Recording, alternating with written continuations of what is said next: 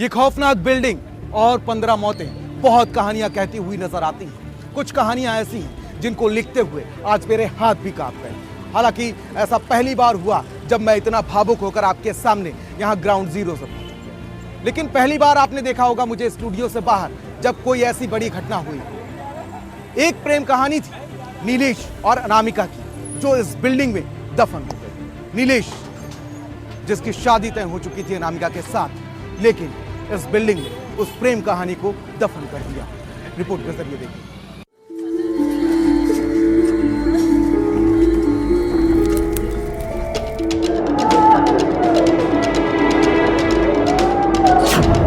तय होने वाली थी शादी की तारीख,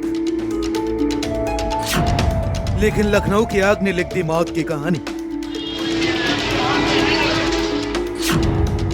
नीलेश और अनामिका प्रेम नहीं लपटों में बदल गए सपने। 15 जिंदगियां राख और कई घरों में बस मातम।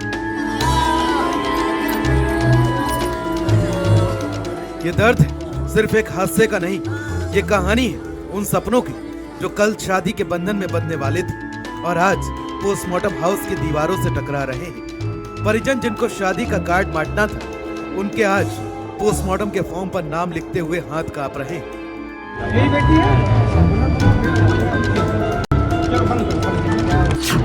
जब प्रेम भी लपटों में खो गया, नीलेश और अनामिका, अधूरी जिंदगी, अधूरी कहानी।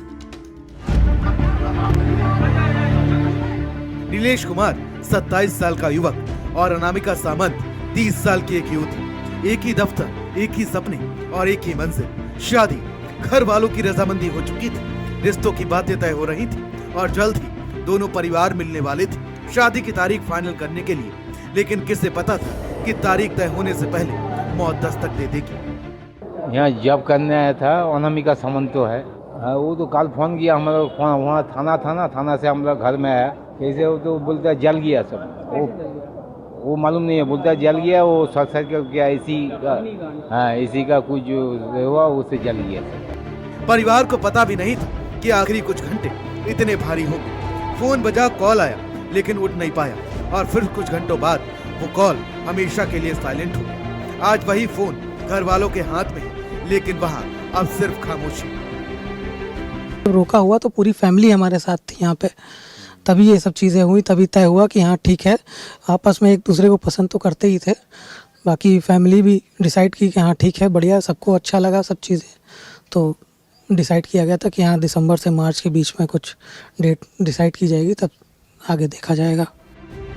नीलेश के घर में शादी की तैयारी थी और अब वहाँ अर्थी की। अनामिका के घर में मेहंदी की खुशबू थी और अब राख की बदबू है। दोनों परिवार अस्पताल और पोस्टमार्टम हाउस के बीच अपने बच्चों के अंतिम दर्शन का इंतजार कर रहे हैं।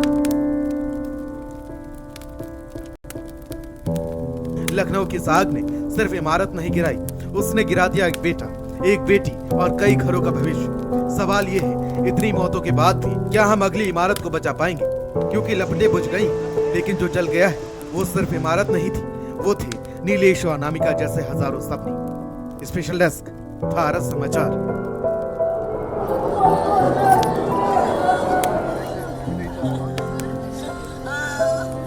शौक तो भैया उनको खुद के गिटार बजाने का तो बहुत अच्छे से, जब म्यूजिक सुनने का, इंग्लिश सॉन्ग सुनने का था और ये स्केचिंग करते थे।